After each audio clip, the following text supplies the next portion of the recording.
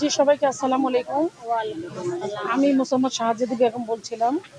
2021-এ আমার স্বামীকে এসআই পল্লবী থানার সজীব স্যার নিয়ে যান।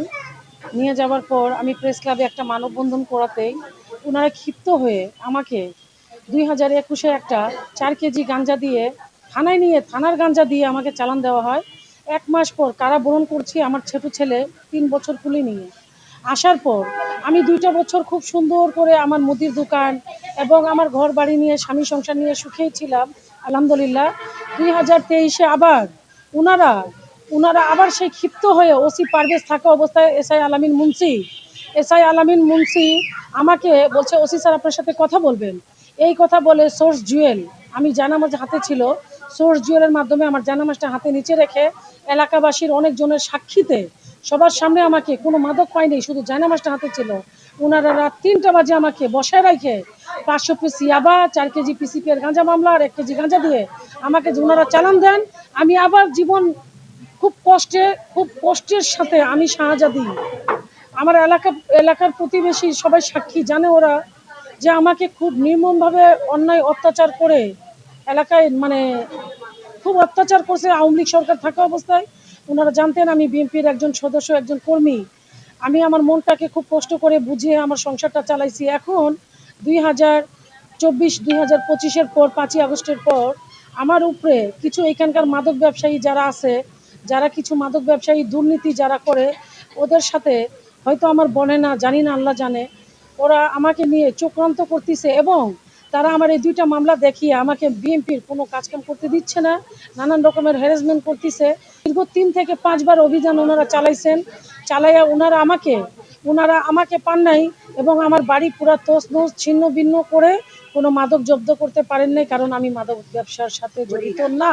এটা আপনারা মিডিয়া ভাইরা, আমি আমার জীবনের অধিকার সুখে এবং শান্তিতে থাকার জন্য আপনাদের কাছে আজকে পলায় থাকতে থাকতে কিছু না করে, যেমন বিএনপির কিছু নেতাকর্মীরা কিছু না করে জীবন হারাইছে, ঠিক সেইভাবে আমি এই 2টা মামলা খেয়ে আজও বিএনপি আওয়ামী লীগ না থাকা অবস্থাও আমি একজন বিএনপির সদস্য হবার কর্মী হিসাবেও সুখে থাকতে পারতেছি না। আশা করি আমি আমার অধিকার পাবো বলে, যদি কোনো প্রশাসনিক সরকারি কোনো কর্মকর্তা মানুষের কান কথা না দিয়ে আমাকে যদি কখনো কোনো কর্মকর্তা মাদক সহ পায় আমাকে নিয়ে যাবে।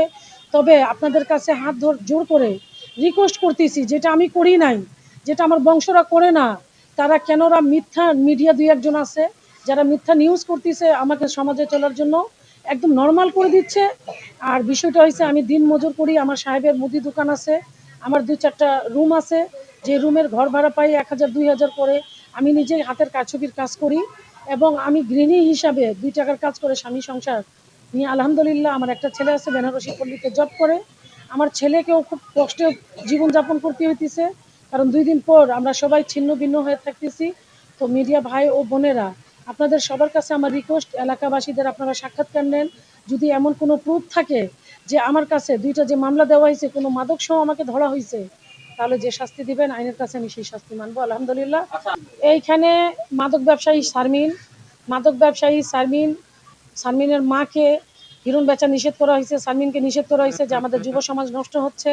শারমিন ক্ষিপ্ত হয়ে কিছু তার লোকজন লেলাইয়ে আমার বাসায় যেদিনটা শারমিনকে 2025-এর গত মাসের নভেম্বর 18 তারিখে সেনাবাহিনীরা অভিযান চালিয়ে শারমিনের স্বামীকে, শারমিনের মাকে ওনারা মাদক সহ 800 পিস ইয়াবা সহ শারমিনকে ধরার পর শারমিন যখন শুনতে পারছে যে শাহজাদি বাসায় আছে, সুখে আছে, শান্তিতে আছে, শারমিনের মেয়েকে, আমার ছোট বোনের ছেলে, তাদের সাথে একটু ভালোবাসার সম্পর্ক থাকায় শারমিন আমার নামে অভিযোগও করছে যে সে আমার ঘরে মেয়ে দেবে না, বা আমার ছেলে এই সেই, ও যে হিরোইন ব্যবসা আমি পছন্দ করি না।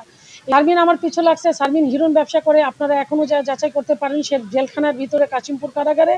শারমিনের নামে নিউজ টিউজও হচ্ছে, সবাই কম বেশি জানেন আপনারা। তো শারমিনের হিরোইন স্পট এখনও রানিং। শারমিন হিরোইন এলাকায় বেচতে পারবে না, সে আমি নিষেধ করার পর শারমিন আমার পিছু লাগছে।